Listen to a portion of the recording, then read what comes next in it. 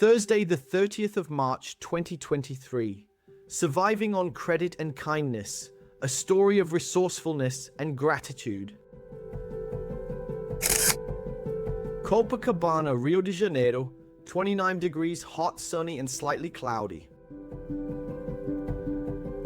This is the second or third day with zero funds. There is no money to eat, no money to buy anything, not even any money to catch a bus to collect money. Am I concerned? Yes, just a little.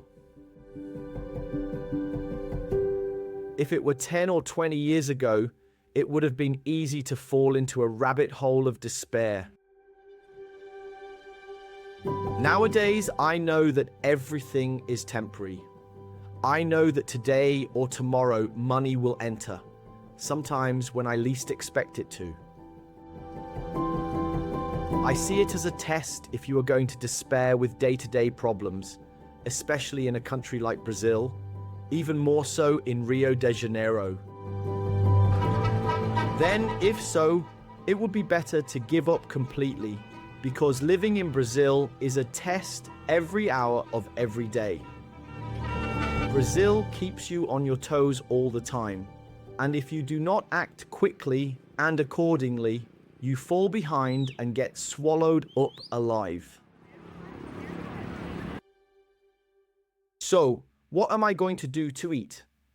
The cupboard shelves and the fridge are bare.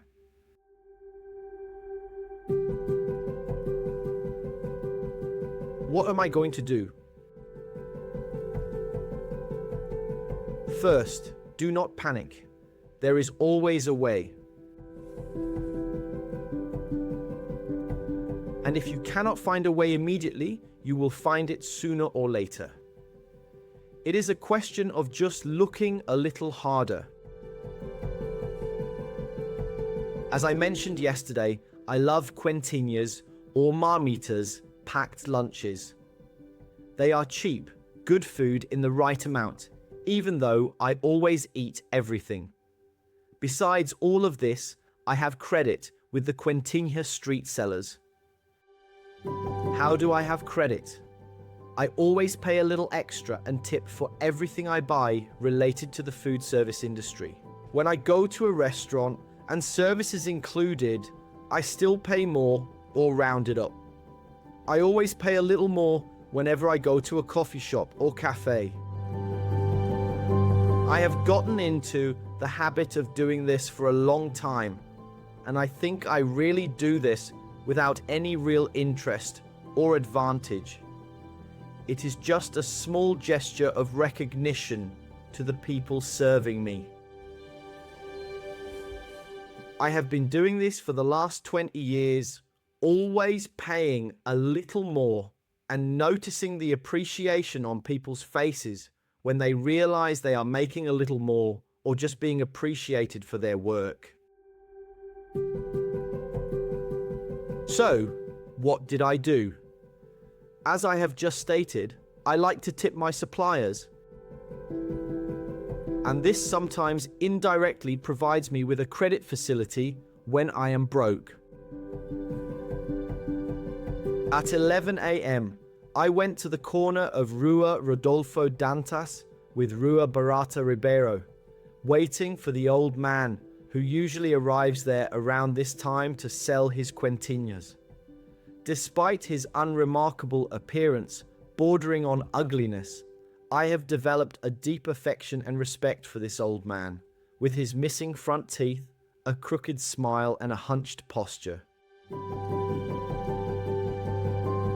Still, as soon as he opens his mouth to speak, he transforms himself into a prince or a king in the making. He is always courteous and well-mannered, never complains, and is always happy to serve you. I admire this man deeply for his kindness and how he treats me and others so respectfully. And you can feel the sincerity without any ulterior motive in his acts.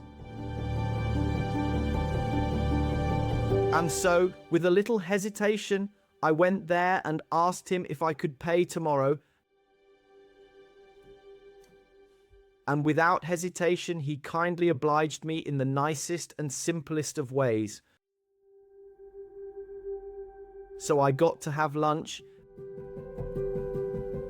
and in the evening I did the same with another person who sells churrasquinho de gato barbecue on a spit in an adjacent street. Again, he kindly obliged me without thinking twice, and again I was grateful for his comprehension and generosity.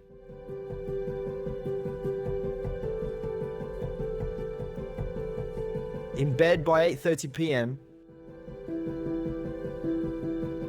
Thank you.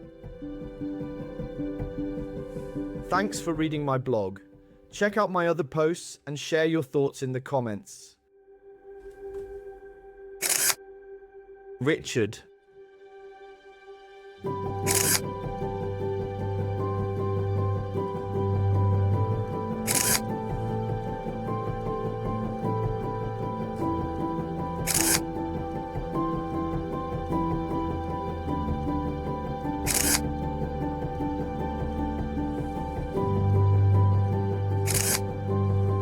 Photos by Richard George Photography.